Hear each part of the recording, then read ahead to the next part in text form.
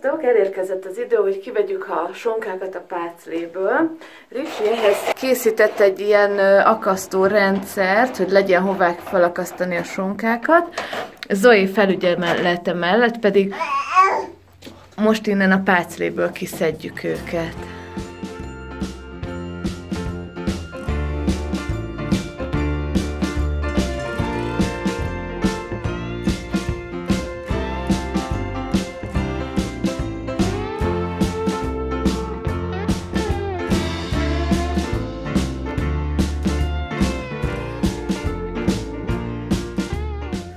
Itt sorakoznak mögöttem szépen felakasztva az összes sonka, és lesz egy kis pácolt, füstölt oldalasunk is, úgyhogy már csak annyi a dolgok, hogy szépen lecsöpögjenek, és akkor holnap mennek a füstre.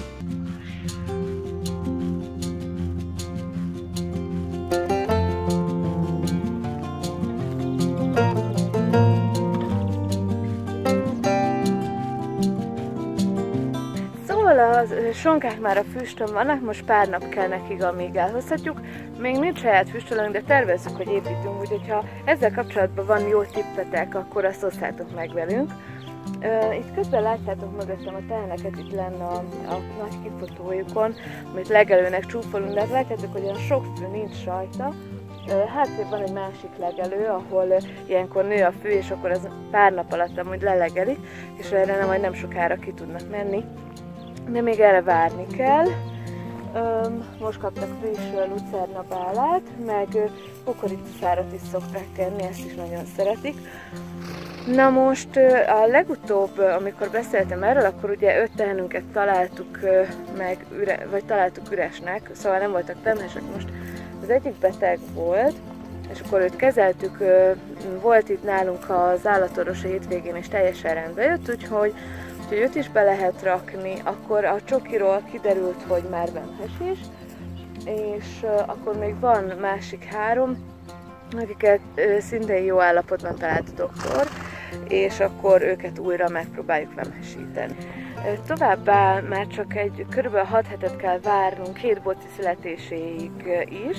Az egyik a Kökén nevű tehenünké, ez az első Jersey tehenünk, akitől az összes többi Jersey tehenünk, illetve volt bikánk is, csak őt eladtuk, származik, illetve a másik Pit Pang, akinek hát igazság szerint már tavaly kellett volna ellennie, de sajnos nem tudtuk vemhesíteni, úgyhogy ő már majdnem 3 éves lesz most, és akkor ez neki az első ellése lesz, úgyhogy ez mindig egy érdekes dolog, bár nálunk, vagy én személy szerint minden ellést nagyon szeretek. Úgyhogy 2 állatkát várunk 6 hét múlva, és akkor a nyár folyamán még további kb. 5 borjunk fog születni, akiket már nagyon várunk szintén. És végül, de nem utolsó sorban meg is érkeztek a sonkáink a füstölőből, már csak az utolsó pár darabot kell ide szépen falakazgatnom. Itt sorakoznak szépen, lett egy pár tábla füstölt oldalasunk is. Ha tudnám, akkor nagyon szívesen elküldeném nektek az itteni illatot is meristeni. Remélem, ti is készültek a húsvétra. Köszönöm, hogyha megnéztétek a videót, boldog húsvétot kívánok, lányoknak sok locsolót, fiúknak sok csoki tojást. Ha tetszett, iratkozzatok fel, és nézzétek az Insta és a Facebook oldalainkat is. Sziasztok!